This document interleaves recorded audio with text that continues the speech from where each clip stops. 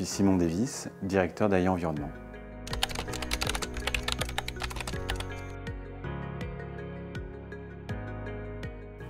L'urbanisme favorable à la santé, c'est une démarche qui vise à interroger l'ensemble des composantes du bien-être appliquées à un projet d'urbanisme, d'aménagement ou de politique publique.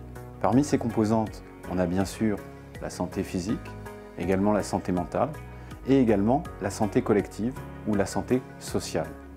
Quand on traite d'urbanisme favorable à la santé, l'idée n'est pas juste de limiter l'exposition des populations aux polluants, mais d'interroger l'ensemble des composantes préventives adaptées à la ville.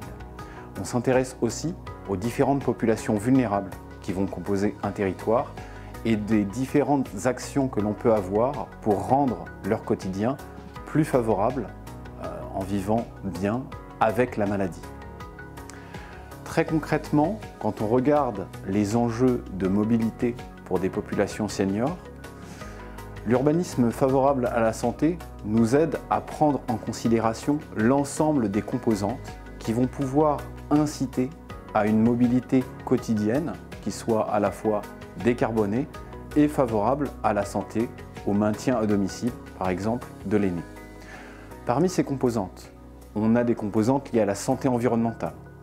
Réduire l'exposition aux nuisances, aux polluants, le long de ce parcours. D'habitude, quand on regarde les questions de mobilité, on va s'intéresser par exemple au temps de parcours et pas forcément aux aménités qui sont présentes tout le long de ce parcours. L'urbanisme favorable à la santé visera par exemple à aménager des lieux de pause, des lieux refuges par rapport à des nuisances urbaines. Et ce sera plein de petits détails comme ça sur le parcours, dans les aménagements, dans la hauteur de l'assise du banc par exemple, dans son emplacement géographique, qui vont participer à la qualité multisensorielle du parcours.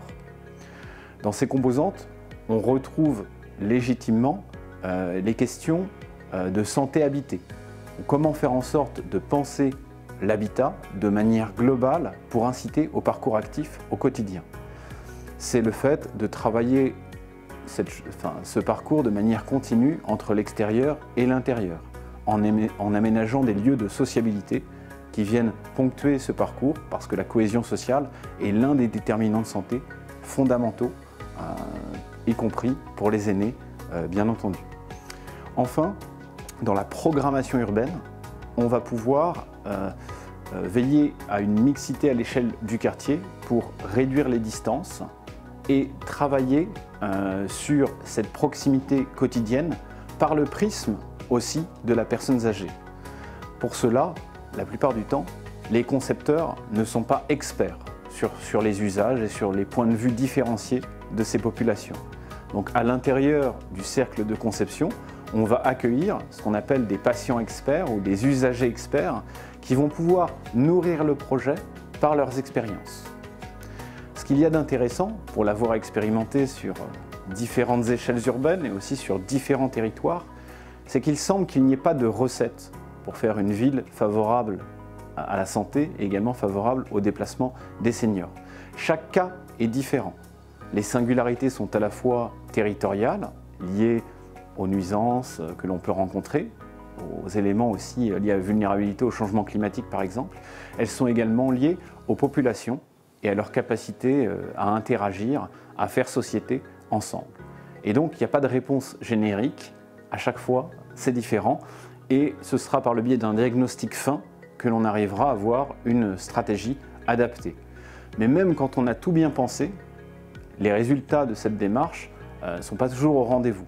Et donc l'important, quand on expérimente, c'est aussi de prévoir un budget pour adapter le dispositif et veiller surtout qu'il interroge des profils différenciés de population.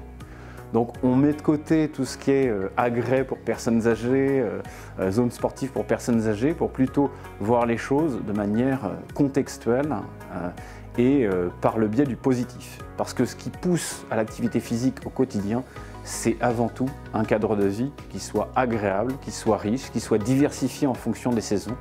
On peut par exemple échelonner temporellement les floraisons sur le chemin d'un usager, notamment s'il a des pertes mémorielles et autres, ça va lui permettre d'être davantage concentré et d'avoir un repérage spatial et temporel affirmé.